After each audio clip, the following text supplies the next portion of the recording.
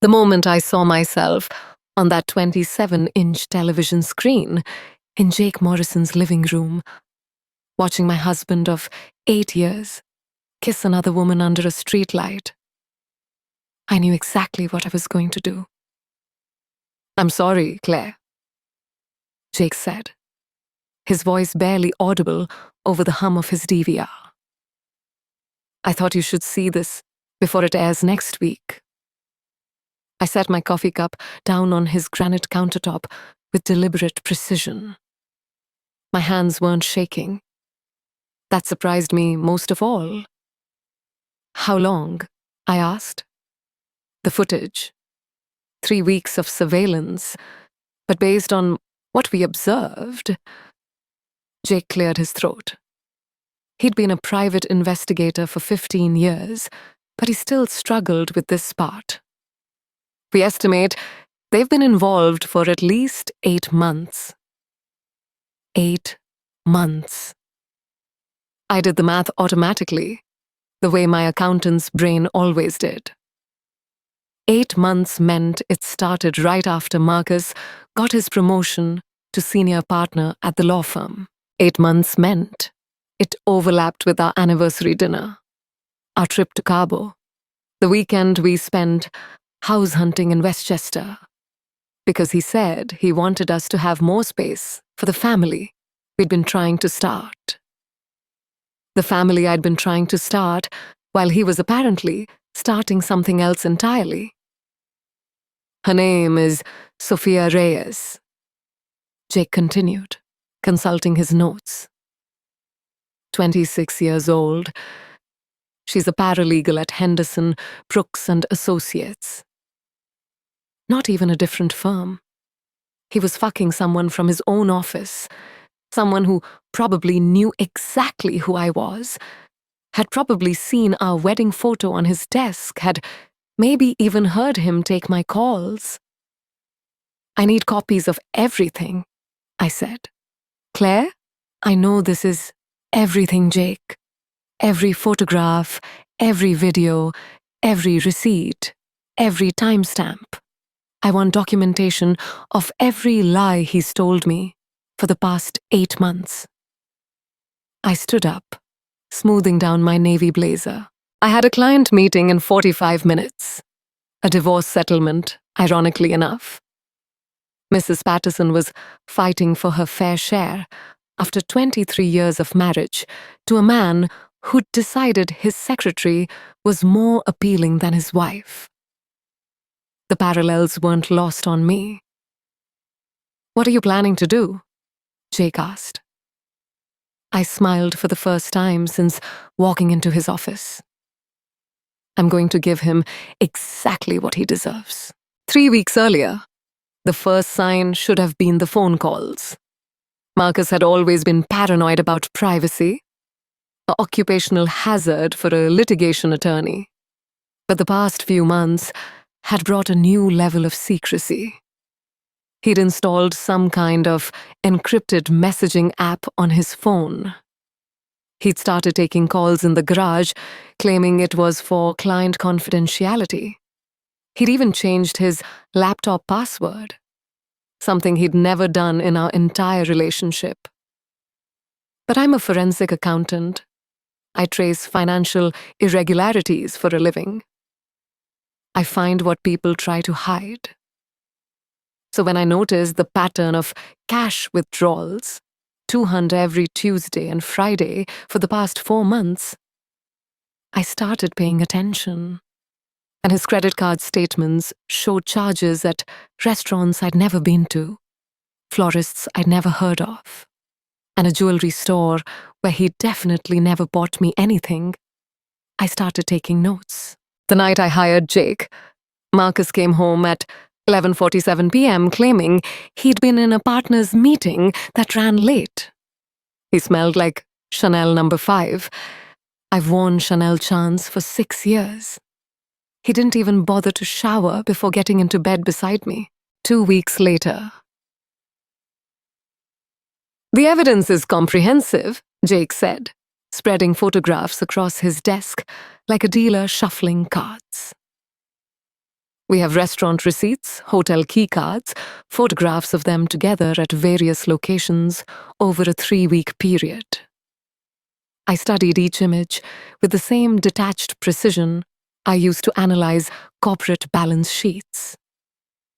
Marcus and Sophia holding hands outside an upscale Italian place downtown.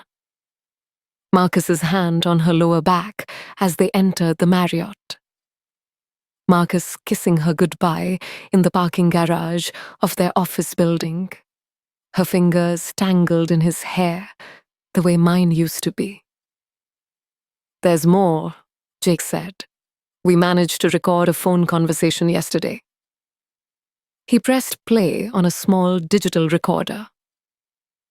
"Can't wait for this whole thing to be over." Marcus's voice, tinny but unmistakable.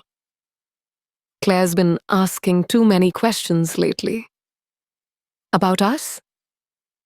Sophia's voice was younger, breathier than mine. "About everything. Work, money, where I've been." She's suspicious by nature. Comes with the job, I guess. "When are you going to tell her?" A pause.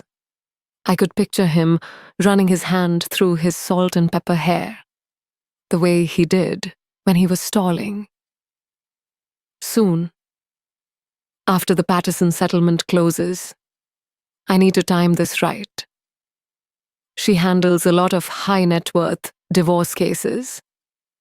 She knows exactly how to make things difficult." They both laughed. I stared at the recorder long after Jake had turned it off. Marcus wasn't just cheating on me, he was strategizing against me, planning his exit while keeping me ignorant and compliant, probably calculating how to minimize his losses in the inevitable divorce. He'd forgotten one crucial detail. I wasn't just any accountant. I was his accountant. I'd been managing our finances for 8 years. I knew exactly where every asset was hidden, every investment strategy, every tax shelter. I'd helped him build his wealth. Now I was going to help myself tear it down. The morning of the confrontation, I woke up at 5:47 a.m., the same time I'd been waking up for 8 years. Marcus was still sleeping, one arm thrown over his eyes, mouth slightly open. In sleep, he looked younger, vulnerable, like the man I'd married, not the stranger I'd been living with. I made coffee, read the Wall Street Journal, and reviewed my plan one final time. At 6:15, I called my sister Emma. "It's happening today," I said. "Are you sure about this, Claire? Maybe you should try counseling first, or..." "He's been lying to me for 8 months, Em. 8 months of coming home to me, sleeping in our bed, making plans for our future, while he's been building a different future with someone else." I watched Marcus's BMW pull out of our driveway through the kitchen window. "I'm done being understanding. What do you need me to do? Can you pick up Mom at 3:30? I want her here when I tell her. And call David. I'm going to need our best divorce attorney." "David Sterling?" "Claire, that's serious artillery." Marcus thinks he knows how to play this game because he's a litigator. He's about to learn the difference between arguing cases and living them. At 2:47 p.m., I was standing in the conference room at Henderson, Brooks and Associates, having just concluded what I told the receptionist was a consultation about my husband's tax strategy. In reality, I'd spent 45 minutes with the senior partners, presenting a detailed analysis of Marcus's recent financial activities, his pattern of unexplained expenses, and his relationship with their paralegal. "We appreciate you bringing this to our attention, Mrs. Hartwell," said James Henderson, the founding partner. His face had gone progressively grayer throughout my presentation. This creates significant liability issues for the firm. I understand completely, I said, gathering my documents. I'm sure you'll handle it appropriately. What I didn't mention was that I'd already sent copies of everything to the State Bar Association's Ethics Committee. Relationships between attorneys and support staff weren't prohibited. But failing to disclose them properly was a gray area that could trigger a review. It wouldn't ruin Marcus's career, but it would certainly make things uncomfortable. I also didn't mention that I'd spent the morning moving $47,000 from our joint investment account into my personal savings. Money I'd contributed from my own income over the past 3 years. Carefully documented and entirely within my rights to withdraw. Marcus liked to plan his moves strategically. So did. At 6:15 p.m., Marcus walked into our house to find me sitting at our dining room table with my laptop open, 3 manila folders arranged in front of me, and Jake Morrison standing quietly in the corner with his video camera. "What the hell is this?" Marcus demanded, but I caught the flicker of recognition in his eyes when he saw Jake. He knew exactly what this was. "This," I said calmly, "is what you've earned." I opened the first folder. Exhibit A, financial records showing $8,400 in unexplained cash withdrawals over the past 4 months. Exhibit B, credit card charges at establishments you've never taken me to for amounts that far exceed what you'd spend on business lunches. I opened the second folder. Exhibit C, photographic evidence of your relationship with Sophia Reyes, including dates, times, and locations. Marcus's face had gone white, but he rallied quickly.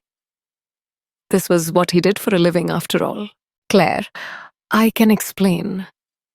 Exhibit D, I continued, opening the third folder. Audio recording of your conversation yesterday afternoon, in which you refer to me as suspicious by nature and discuss your strategy for timing our divorce to minimize your financial exposure. The silence stretched between us like a wire pulled taut. "You hired a private investigator to spy on me?" Marcus's voice rose. "That's illegal surveillance, Claire. Anything he collected is inadmissible." "I'm not building a court case, Marcus. I'm building a divorce settlement." I closed the laptop and stood up. "Though you might be interested to know that James Henderson was very concerned about your relationship with his employee. Apparently, the firm has strict policies about undisclosed relationships that could create conflicts of interest." The color drained from his face completely. "You went to my partners?" "I consulted with them about some concerning financial irregularities I'd noticed in your behavior. As your accountant and your wife, I felt I had a duty to ensure that your professional conduct met the firm's standards." I smiled. They were very grateful for my diligence. Marcus sank into the chair across from me, his litigation instincts finally failing him. "Claire, please. We can work this out. It doesn't have to be like this." "You're right," I said. "It didn't have to be like this. You could have been honest 8 months ago. You could have told me you weren't happy instead of making me feel crazy for noticing that you were pulling away. You could have treated me with enough respect to end our marriage before you started a new relationship." I walked to the front door and opened it. "But you didn't do any of those things. You chose to lie and cheat and strategize against me. So now you get to live with the consequences. Where am I supposed to go?" I suggest you call Sophia. I'm sure she'll be happy to help you figure it out. After he left, Jake packed up his equipment and handed me a final envelope. The complete file, he said. Everything we discussed, plus a few additional items I thought might be useful. I waited until his car disappeared down our tree-lined street before I allowed myself to cry. Not for Marcus and not for our marriage. That had been over long before I'd hired Jake. I cried for the 8 years I'd invested in building a life with someone who'd viewed me as an obstacle to be managed rather than a partner to be cherished. But even as the tears came, I felt something else. Relief. For the first time in months, I didn't have to pretend that everything was fine. I didn't have to ignore my instincts or doubt my own perceptions. I knew exactly where I stood. 6 months later, the divorce settlement was finalized on a Tuesday morning in October. I kept the house, the Volvo, and my full pension. Marcus kept his BMW and exactly 52% of our joint assets, a figure that surprised him until David Sterling explained that I'd provided detailed documentation proving that the other 48% represented my individual contributions to our marriage. Contributions that Marcus had systematically attempted to hide in accounts I'd helped him establish.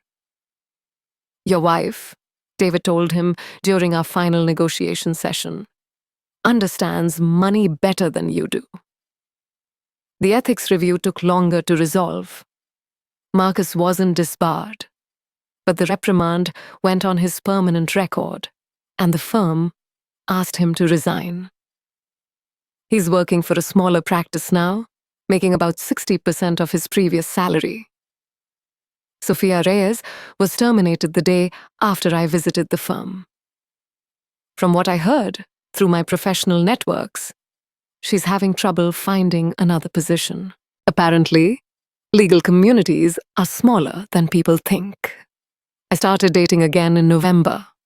Daniel is a cardiologist I met at a continuing education seminar. Smart, funny, and refreshingly honest about what he wants.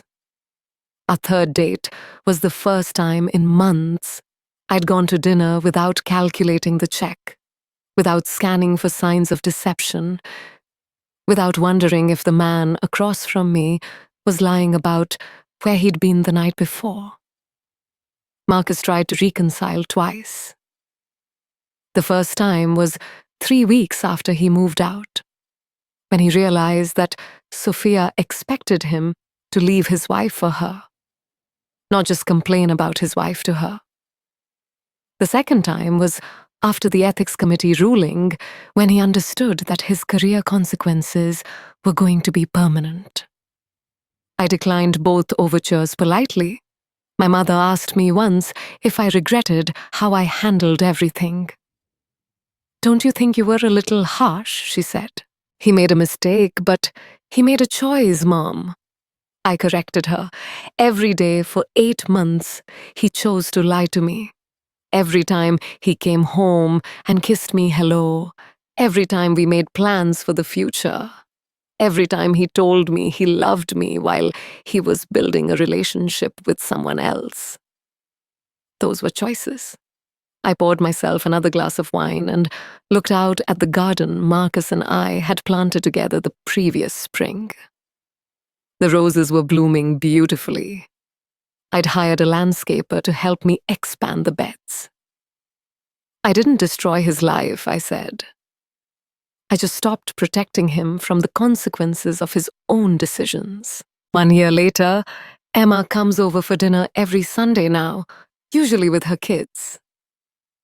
Tonight, my nephew Jake, named after his grandfather, not my private investigator, is helping me plant bulbs for spring while his sister builds fairy houses out of fallen leaves. "Aunt Claire?" Jake asks. his 7-year-old hands muddy from the tulip bulbs. "Why don't you live with Uncle Marcus anymore?" Emma starts to intervene, but I stop her with a look. Children deserve honest answers, even when they're complicated. "Sometimes grown-ups make promises to each other," I say, showing him how to measure the depth of the hole. "And sometimes one person breaks those promises. When that happens, it's okay to decide that you don't want to be around that person anymore." "Did Uncle Marcus break his promises to you?" "Yes, he did."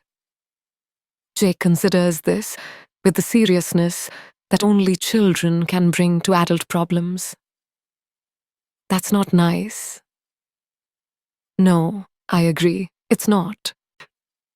We work in comfortable silence for a while, planting bulbs that won't bloom until next spring.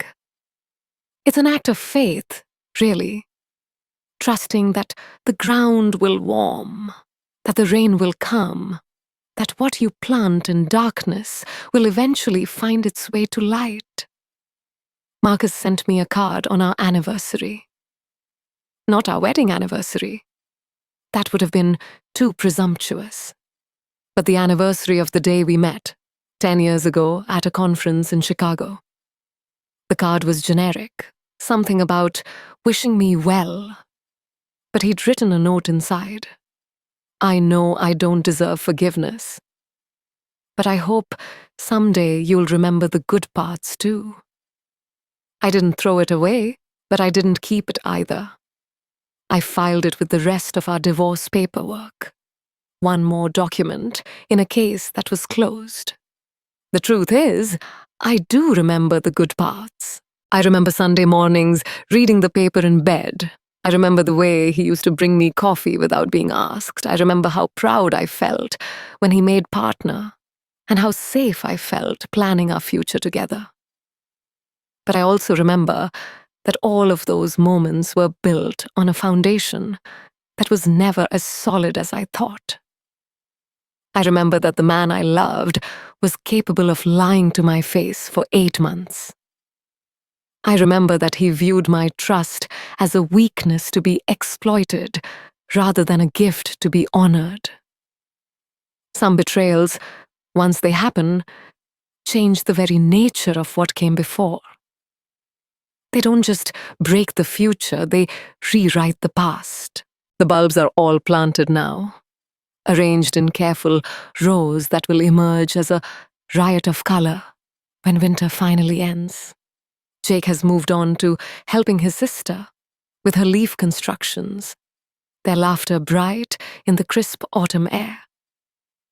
Daniel is coming for dinner next week. We've been talking about taking a trip together in the spring, maybe Europe. It's been years since I've traveled somewhere I've never been. Years since I've planned a future that wasn't contingent on someone else's honesty. My phone buzzes with a text message. For a moment, muscle memory makes me expect it to be Marcus.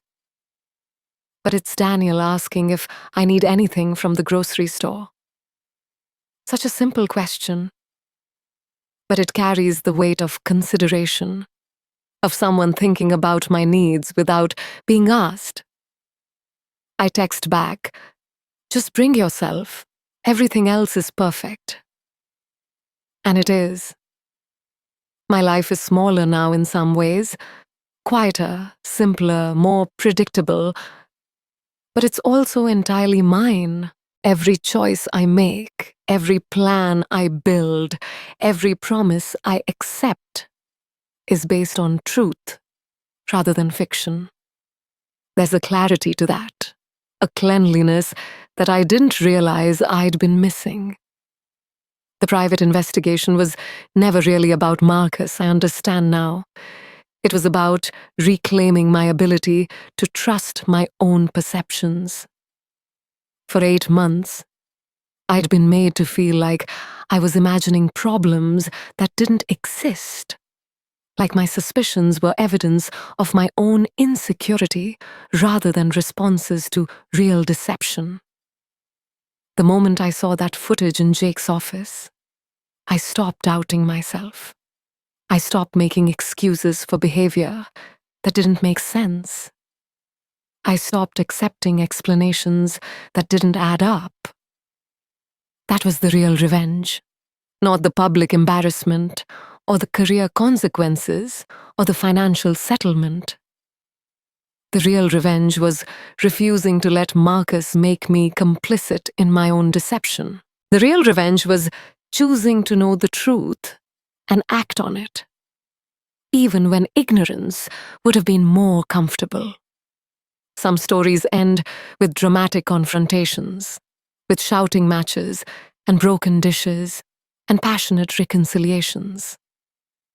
This one ended with paperwork and bank transfers and the quiet satisfaction of someone who'd played a losing hand as well as it could be played.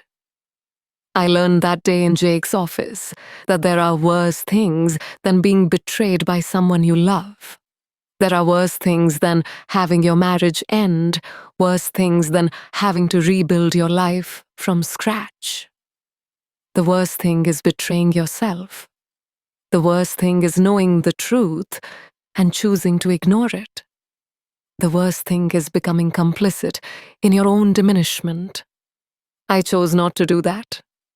I chose to document every lie, expose every deception, and hold Marcus accountable for every choice he'd made at my expense. I chose to protect myself with the same fierce determination I'd once used to protect our marriage. Was it harsh? Probably. Was it necessary? Absolutely. The sun is setting now, painting the sky in shades of pink and gold.